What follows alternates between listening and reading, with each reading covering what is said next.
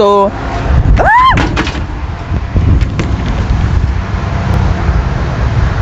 y'all good? You know how you know you're a local? It's like 15 degrees outside. I'm outside in a tank top.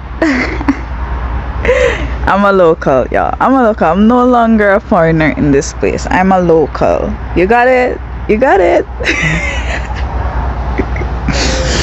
Spelled your name wrong. So I'm like, okay, I know I have a long ass last name, but I gave y'all my passport to write it off. I didn't spell it for you because I know y'all effers don't listen sometimes. So I gave you the passport. So what you mean? What do you mean by you spelled it wrong? That does not make sense.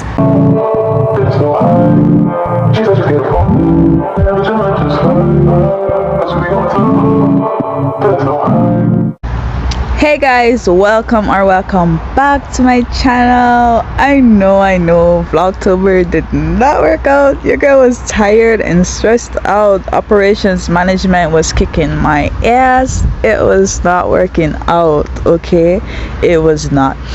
But in this sixth video, I plan on speaking about my application process, like my study permit process, my journey here to Canada, because Jesus, my road to Canada, it had a lot of potholes. It did full of potholes. Okay, it was not.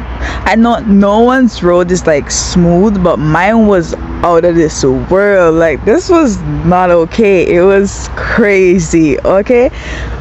So long story short, my study permit took over a year to be granted. Over a year.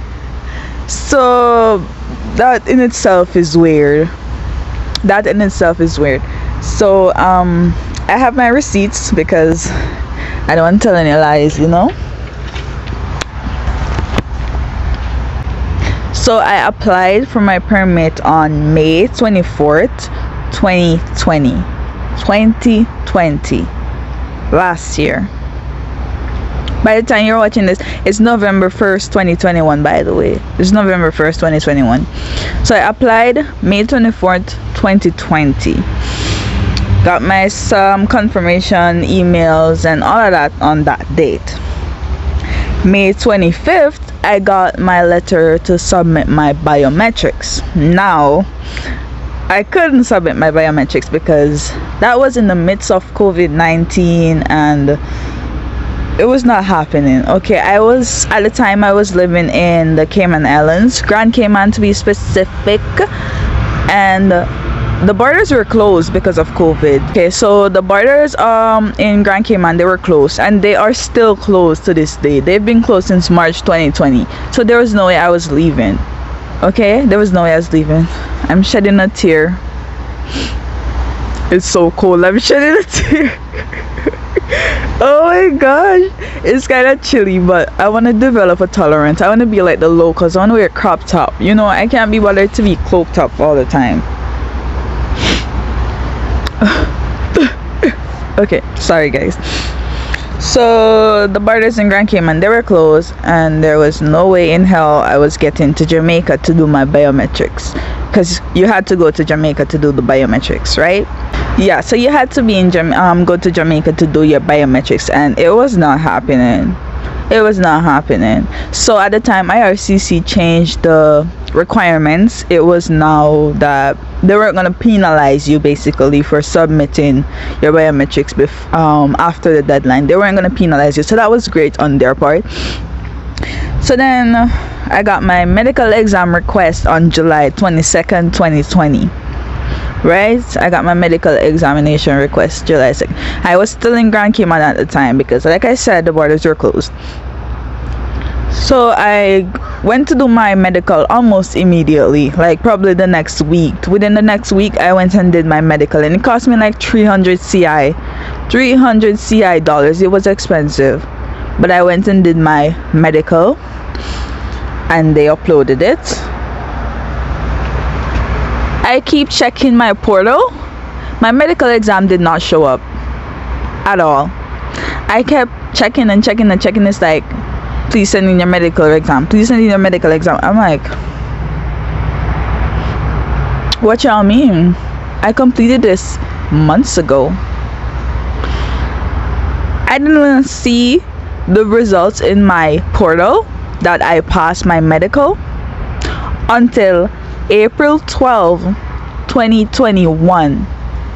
April 12, 2021. Okay? Just to show you. So they finally passed my medical. In November of 2020, I was set to graduate from my old college, UCCI, in the Cayman Islands. So I was set to graduate with my associates in business admin. So I was like, it doesn't make sense to leave now. Let me go walk my stage. I worked hard for this. I cried for this.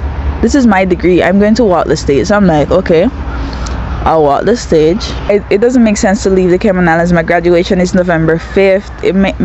Maybe I should just graduate first and then leave, and then I won't have to be back and forth, you know, and I'll just wait in Jamaica for my approval, because you know I have to send in my passport and all of that. So I'll just wait in Jamaica for my approval, and then I'll just travel to Canada from Jamaica.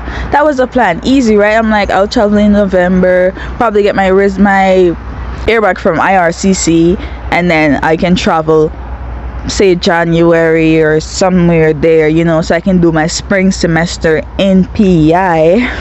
IRCC was like, you thought? No ma'am, that's not how it works. So I graduated, you know, slay. I graduated, and then I left the Cayman Islands on the 25th of November 2020, and I went to Jamaica to do my biometrics and all of that. Once I was done quarantining in Jamaica, once I was done with that 14 days, I scheduled my appointment to go submit my biometrics, and I submitted it like for example, I was done quarantine today. I checked online, and they had an appointment for tomorrow. I went and did the appointment the next day. Went and did my biometrics. Thank God. Listen, my auntie, she was God sent. Okay, she was very helpful throughout the process, and like when I was in Jamaica, so I'm thankful for her. Shout out Auntie Tamika. So yeah, so I went for my biometric. She brought me to Kingston, and we were good. Did my biometrics, did my all of that, fingerprint, pictures, whatever. You all know what comes in the biometrics. I don't remember all that I did. So with my biometrics, I'm like, okay, another month or so I'll hear back from IRCC. Tell me why I was in Jamaica for almost 8 months.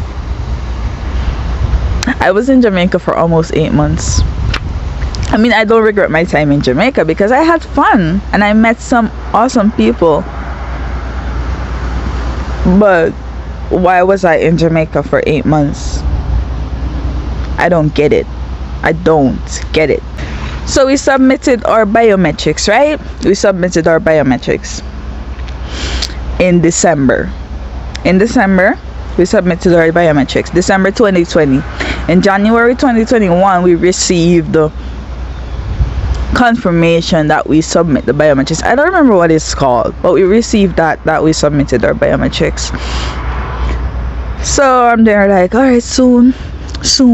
Like I said, April 12th, I received the confirmation that they got my medical. I'm like, okay, finally. It's been since I submitted that since August 2020, and April 2021 y'all are like, oh yeah, we got your medical. I'm like, I know you did. So they finally sent me that, oh yeah, we got your medical. I'm there watching a lot of YouTubers that traveled from Jamaica to Canada. Just like how you're watching me that traveled from Jamaica to Canada, that's the way I was watching a lot of people that travel from Jamaica to Canada. So I remember I was told by Canadian immigrants, that's how I applied, because I did my application all by myself, okay? I was like 19. I was 19 when I applied. So I am 21 now. And I remember just Googling, YouTubing the process and everything. I did everything by myself. So if I can do it, you can do it. If you're busy, go ahead and pay a consultant. But I didn't have consultant money. I didn't have consultant money, so I was my consultant and YouTube. So as told by Canadian immigrants, I think her name is Christina. That was one that I watched when I was beginning my process. June 14th, 2021, one of the happiest days of my life, I received my correspondence letter and a passport request from IRCC. They were like, child, we're just trying to see how long you gonna wait. So now, send us your passport. Send us your passport. They didn't have to tell me twice. They sent the correspondence letter this evening. I drove to Kingston and drop off my passport tomorrow morning. What are you talking about?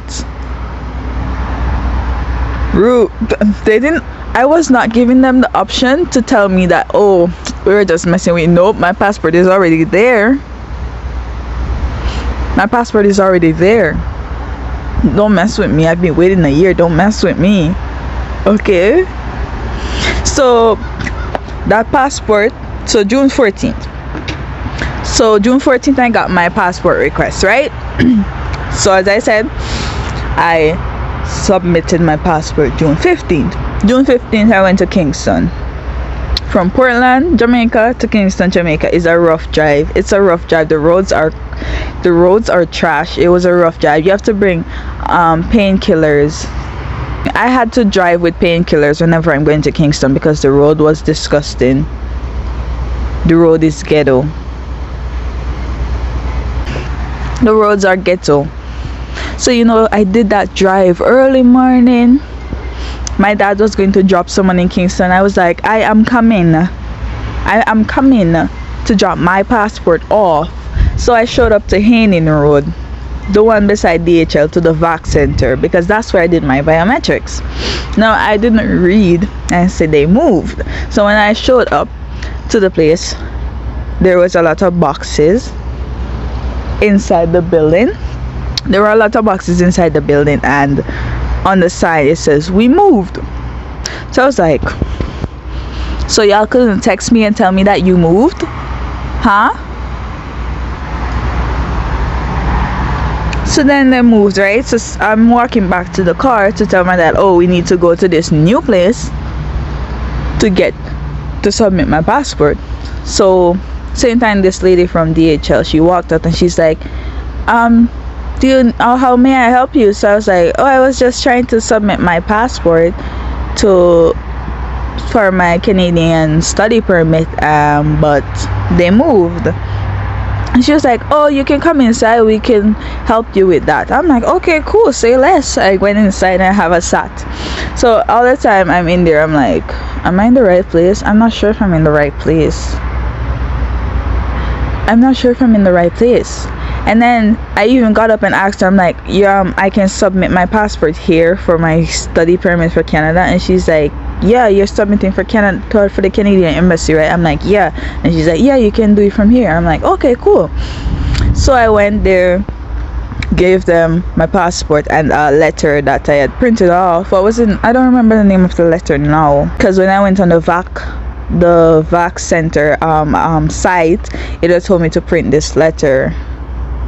I don't remember what it was. It was some permission thing that you had to sign, but I put those in there and my passport, right?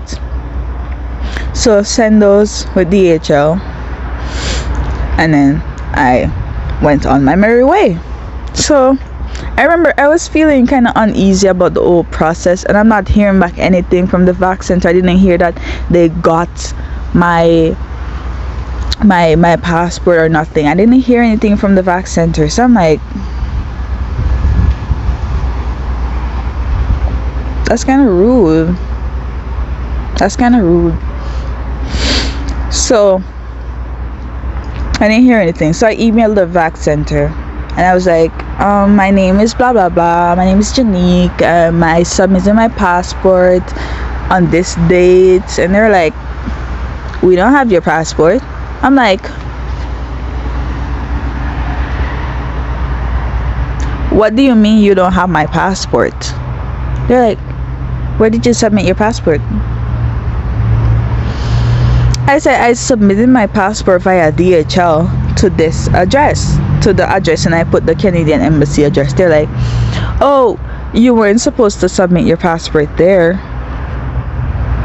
You were supposed to submit it there. So for example, I was supposed to submit it to 5 King Street and I submitted to 6 King Street, and they were like, so you have to, your passport will be returned to you and then you have to resubmit it to our address. And I was like, what the, so you can't go over King Street and get the passport? I have to resubmit. Does that make sense? Does it make sense? Y'all are the same entity. Communicate with the other division and tell them that they have my passport and it needs to be over here, and then you go get my passport. It's not that hard. It's not that hard. So yeah, I'm like, cool. I'm freaking out at this point because their vac center is telling me they don't have my passport, right? I'm tracking it on DHL, it's not moving. So I'm like, does DHL still have my passport? But turns out I was using the wrong tracking number. So that's a whole nother that's just a slow moment that I had. So I was using the wrong passport, the wrong tracking number. So I'm like, okay, cool.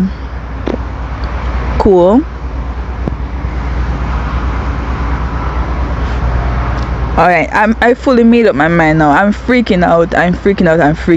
So I remember calling DHL. I don't remember the date that I called DHL, but for example, it's like a week or 2 after. I remember calling DHL, like ringing on their phones. I'm like, do you have my passport? They said it was picked up, it was on its way for delivery. So they're like, we can't really tell you where it's at now, but it's on its way for delivery and you just have to wait to get it. So I'm like, I was like, when is it expected to be delivered? They're like, today. I'm like, so DHL is supposed to deliver it back. They weren't gonna just leave it at the center, they were gonna bring it to Portland to me, from Kingston to Portland. So I was like, okay, cool. So he was supposed to bring it to Port Antonio, which is I think it's the capital of Portland. I don't remember. They were supposed to bring it to Port Antonio and I was supposed to meet them in Port Antonio, but thank God the driver had sense and saw that he was passing where I lived. So he was like, can you meet me at the police station? So I was like, okay, say less. So I met him at the police station. He called me and was like, I am like 10 minutes away, so can you meet me there? I'm like, okay. The DHL driver was so cute though. He was so cute. Oh my gosh, he's lucky. I wasn't in a good mood, or I would have totally, oh my gosh. Back to the point. So I remember going to I parked at the side on the police station on the side of the road, and the DHL bus drive up and he stopped beside the car and he was just like, Janique? I was like, yep, and come out, and I went and got my package, my DHL package. So right now I'm fully prepared. Me and my auntie were dressed because we're going to go back to Port Antonio to resubmit it the correct way. That's what we're saying, because Vax had me confused. Vac had me messed up. I was ready to throw hands. I was ready to fight.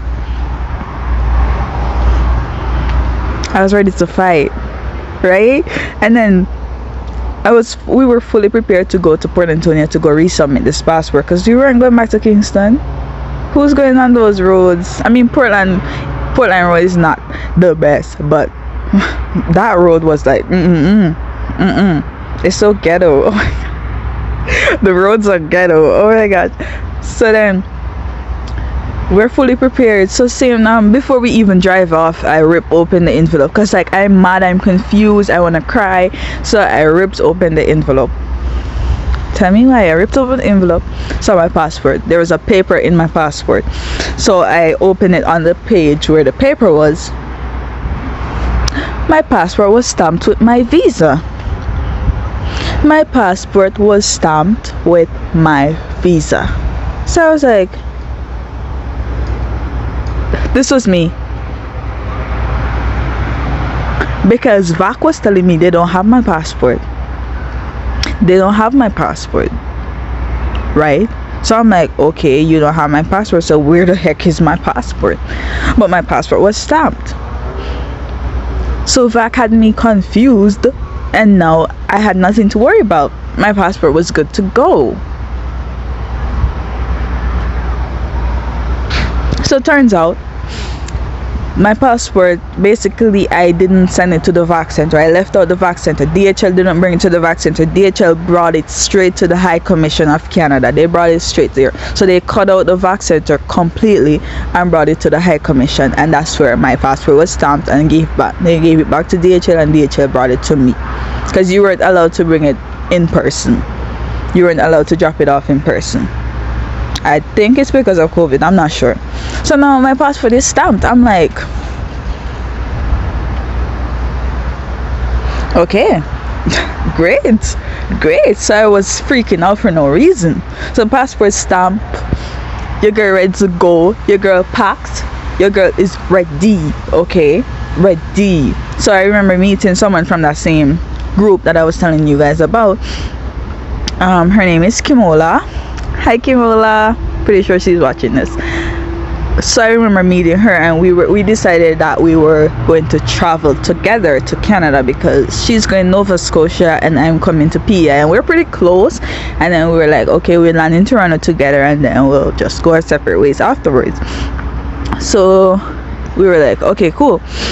And then there was a hotel stay over thing, so we were like, okay, maybe we could share a hotel room also to cut the cost, you know. So we booked our tickets to come to Toronto August 18th, and then we're saying we have a 3-day hotel stay, so we booked our tickets to leave Toronto to PEI and Nova Scotia the 21st. So we have those tickets booked, we're ready to go, and we confirm our hotel, we're ready to go. Then the government said, oh, the hotel is done, you don't need to do that anymore.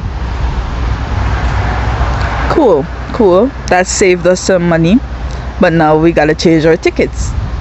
Kimola got her ticket changed without problems. She just paid a little change fee, which wasn't expensive. I had to buy a whole new ticket and apply for a refund from the first one, and I'll know WestJet don't give me back my money that I applied for months ago. So between WestJet and NCB, me need the money. No, I call NCB again because me need my money. So we're ready to go, right? We got everything. We got the ticket changed and everything. So we're ready. I'm gonna bring Kimola on another time to speak about her process and her struggles. So we're ready to go now, right? We're ready to go. So it's coming down to the days. I'm having a little fun, enjoying my island. We went to Reach Falls, we went to the river a couple of times, we didn't go to the beach. We didn't get to go to the beach, that specific beach that my auntie didn't allow us to go to.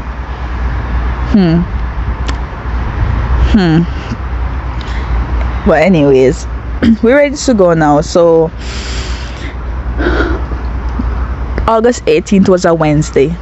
The Monday before I was supposed to travel, you know, we went to Kingston to do, you know, you have to do the PCR test. So I decided it would be best, and plus my auntie was off that day, and she's not really comfortable driving in Kingston, but she could drive to the airport. So we're like, okay, I'll just do my COVID test at the medical center at the airport. So we went there, did my COVID test, and they said 24 hours I'll get my results. So I'm expecting to get my results Tuesday, right? So we went back home. I got hair, did my hair, and ready to go. So on Tuesday now, a tropical storm hit, and we had it bad in Portland. We had it bad. Okay, we lost power all day. It was raining cats and dogs. There was no signal. You can't call anyone. So I did my hair. I'm freaking out, but I'm good to go. My flight is booked on, I was supposed to travel on WestJet from Jamaica to Toronto, and then another WestJet flight from Toronto to PEI. So I'm like, alright, cool, we're ready to go. I packed my stuff, have my suitcases gathered up, my hair is done, I'm ready. I didn't get to go visit my grandma before I left because it was raining so bad I couldn't go anywhere. It was raining, so because my plan was to take the bus and go to see her before I left, but it did not work out. It's the day before the flight. I didn't get to go see my grandma, as you know, because of the storm. There was a tropical storm. I'm ready to go. So it's in the evening. It's pitch black because, like I said, there's no electricity. We had to go down to the main road to go get some signal to do my arrive can. Okay, you know, I have to submit my arrive can information before I arrive in Canada, so I had to go submit that, screenshot it so I can have proof that I have it. So tell me why. So I'm like, okay, great. I go to bed.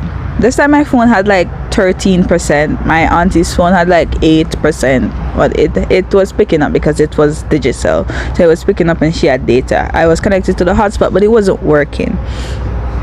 So tell me why, like around 10 o'clock in the night, I said I went to bed because I have a long day tomorrow, because we're planning to leave out early so we could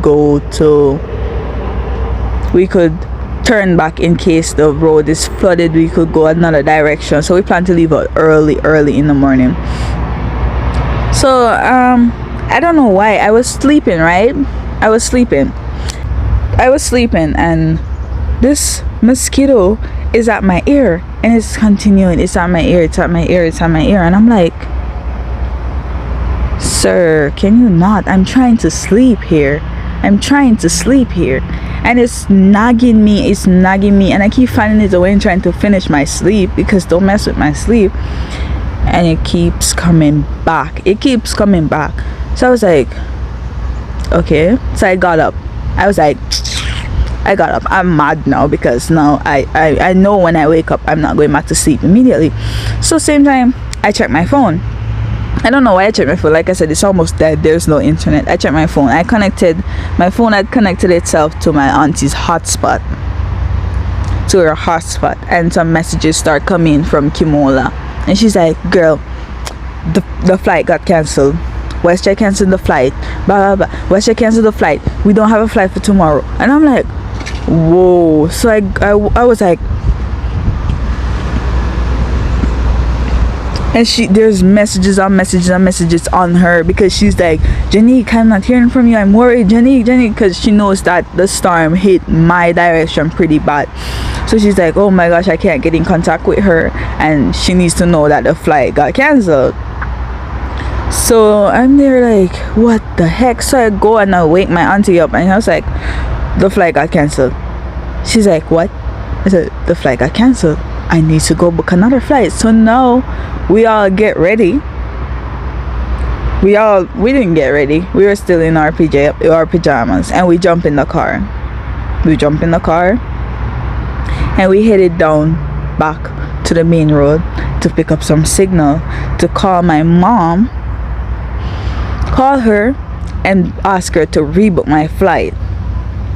So she had to reboot my flight. She's in the Cayman Islands, so I'm like, mom, reboot my flight on Air Canada. Because Kimola told me there's a flight from Air Canada leaving, and it has a couple seats, because Air Canada only had one flight, and then they put on another flight, so everyone that canceled from WestJet is running to book back on Air Canada. So everyone's trying to rebook on Air Canada, so it's filling up quickly. She's like, hurry and book. So I'm like, okay. Get down there, get in contact with my mom and my sister quickly tried to rebook me on Air Canada. Cool, we finally get everything. Now I need to resubmit my ArriveCAN information. I need to resubmit my ArriveCAN now, because that information that I provided before is not accurate anymore. I'm coming on a different flight at a different time, in a different gate, different airline. Everything is messed up now, so I need to resubmit my ArriveCAN. Cannot resubmit the ArriveCAN. It's not going through. Okay, this time it's like 12 a.m. and we're on the road. It's pitch black. 3 ladies on the road by ourselves. So we drive around to get a little signal. We finally get some signal on the beach. Not really beach, but it's close to the beach. And then we see a police jeep, because this is, I forgot to tell you, this is during curfew time. We're breaking curfew to get this done. This is during curfew time. So it's a police jeep driving out, and it's like, it stopped, and I guess they're looking at us. So they drive and they come and they pull up on the side of us, and they're like, we put our window down because they're just there. They're being really they're like, y'all look suspicious. So then we pull our window down. They're like, at this point I'm like, if they ever come up here, I'm just gonna cry, because like I really cannot deal with anything else right now. It's a lot going on. So they came and we were like, we explained what we were doing, and they were just like, okay, are you guys getting through? And it was like, yeah, it's working now. And they're like, okay, cool. And they were on their way. Thank God it wasn't like, thank God they were understanding that your girl is trying to catch a flight tomorrow and it's not working out, everything is going wrong. So thank God they were just like, all right, let's give them a break. I think they've had enough. Okay, I think they've had enough, and I have had enough.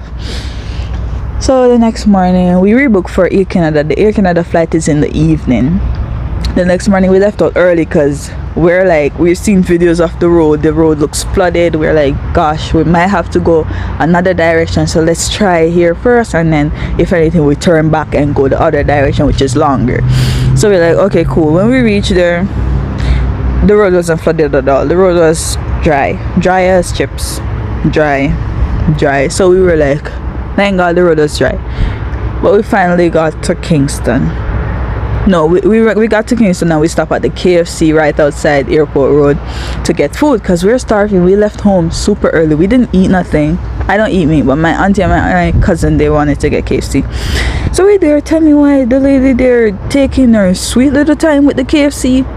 I'm like, lady, you see this line? Please hurry up and give people their food so we can go. At this point, Kimola is texting me. She's like, in here is full, you need to come, in here is full. So I'm like, okay, cool. I just gotta pick up my results because I haven't gotten, I'm missing out parts of the story because so many things were happening at once. I still haven't gotten my COVID results from the medical center at the airport. So I was just texting them because they have a WhatsApp. I was texting them, I was emailing them. I was like, I haven't gotten my results yet. They're like, okay, cool, just come into the lab and then we'll give it to you there. So I wasn't really worried about it because they said they'll give it to me at the lab, and it's right at the airport. So I'm like, that's close, I can just walk and go.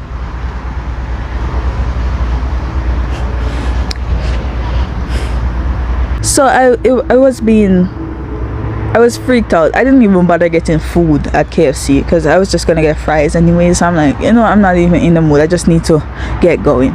So my auntie come, so she dropped me off at the medical center, and then she was going to bring my cousin to carry my bags inside, and then she'll go park the car and then come.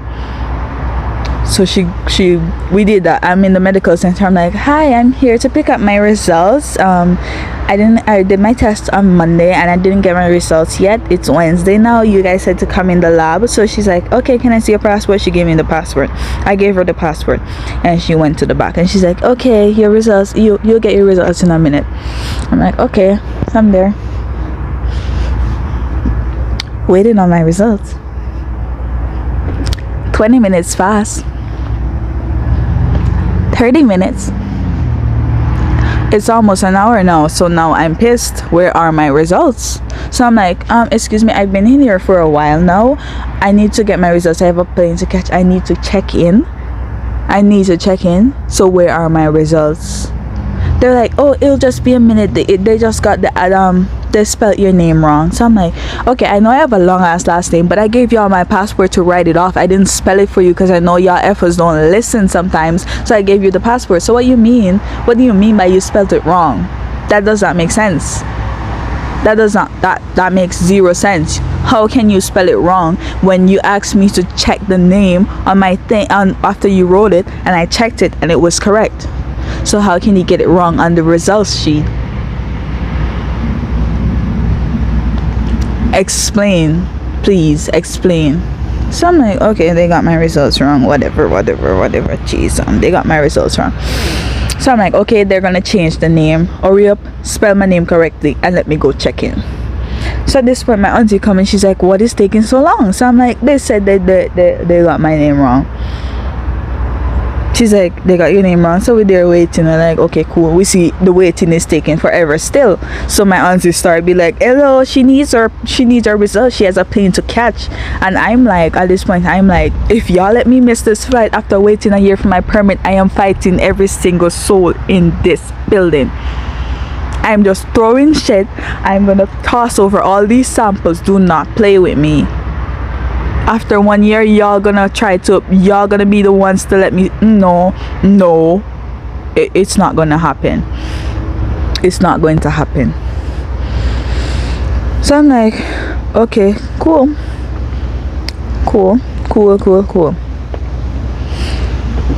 I got there.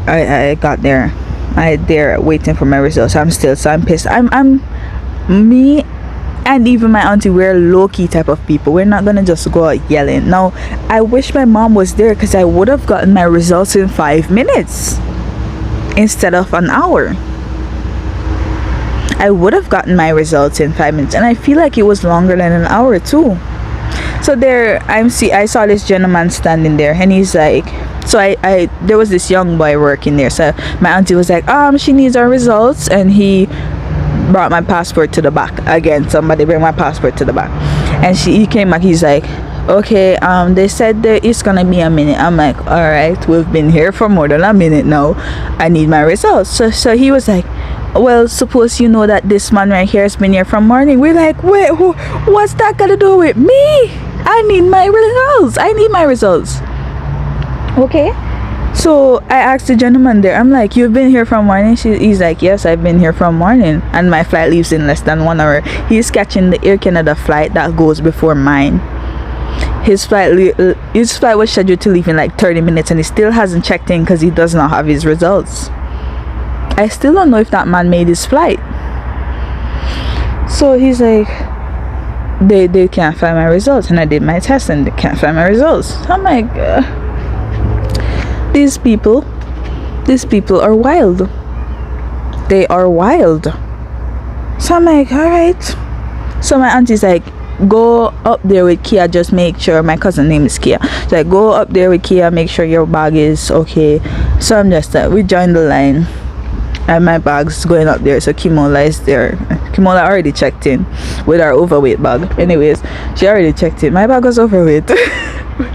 So she already checked in. I'm joining the line. So same time my auntie called me, like, the man had came in there. I was like, you got your results? He's like, no, I didn't get my results. So I'm like, you didn't get your So now I'm worried, but I'm pissed. I'm like, So I'm in the line still, right? And same time my auntie called me, and she's like, well, your name's spelled correctly, but your address is wrong on this, but I'm coming with it still, so because your address shouldn't be a problem. So I was like, okay, come. So she bring the results to me. I check. They said I live in St. Catherine. I don't even know where upon the map St. Catherine is. I don't know where St. Catherine is. I'm sorry, I don't. Once you pass Kingston, that's it. Kingston, that's it. Everywhere is Kingston. Everywhere is town. So I'm like, y'all are telling me that you spent all this time. You know what? I just thought about it. You know, they just test my results when I got there. That's what they did. That's what the little heifers did. That's what they did. So I'm there. I'm like, oh my gosh, I finally got my results. Check in. My bag overweight. My bag is overweight. My check-in process was relatively smooth. All I did was provide my acceptance letter, my correspondence letter that showed my passport was stamped, showed my visa, and my COVID results. That's all I believe I showed. And the lady was relatively nice and just get my things and check me in. So then my bag was a little bit overweight, so I just had to move some stuff. I checked the check-on, and I had my backpack on my back, and we're ready to go. So me and Kimola check in, and we're like, all right. So my auntie and my cousin left, and then me and Kimola, we went up. Normally international airport is, you go upstairs you pass security and go upstairs. So we went upstairs to get something to eat because we were both starving, and then we there chilling, and then we went on our flight. And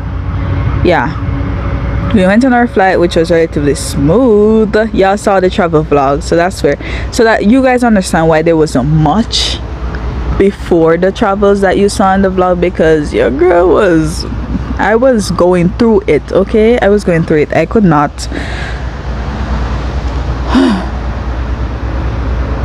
I could not. Okay, so that's what y'all see in the travel vlog. This is what you didn't see in the travel vlog.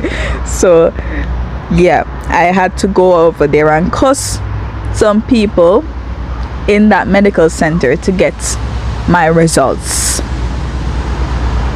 And there was a man there that was waiting all day for his results, and his flight left before mine. And when I went upstairs, I did not see that man. When I went upstairs, when me and Kimola just got upstairs, that first flight was leaving. That first flight was driving, or was taxiing down the runway. We saw it taxiing down the runway. So I have no idea if that man caught his flight. I hope he did, but I have no idea, because when my auntie brought my results, he ran back down there to see if he can get his. So that's that. That was my study permit application, my airport chronicles. I was in a tropical storm, no power. I went through it, guys. I went through it, and now I'm just enjoying my time in Prince Edward Island because I worked hard for this. Okay, I worked hard. The devil was working hard too, but I was like,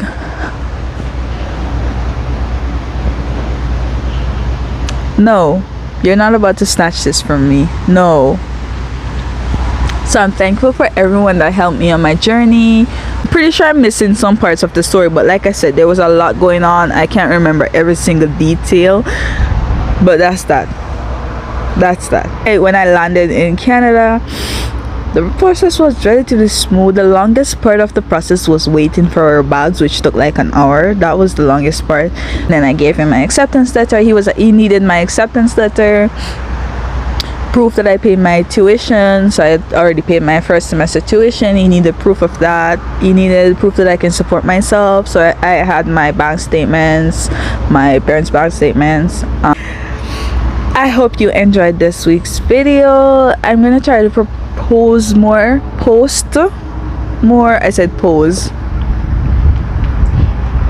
I'm going to try to post more. I'm thinking of doing like a vlog on one day of the week, and then a sit down video. So I do 2 videos a week, a sit down and a vlog. I'm not sure on the days yet, and sometimes it just gets so chaotic. So yeah, I hope you guys enjoyed this week's video. If you did, don't forget to like, comment, subscribe. Yeah, leave a comment.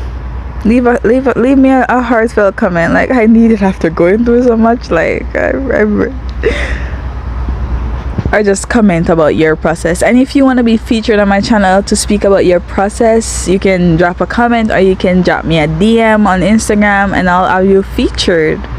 Okay, we need to start linking up, share our stories. I'm here, and now I'm out. Bye guys.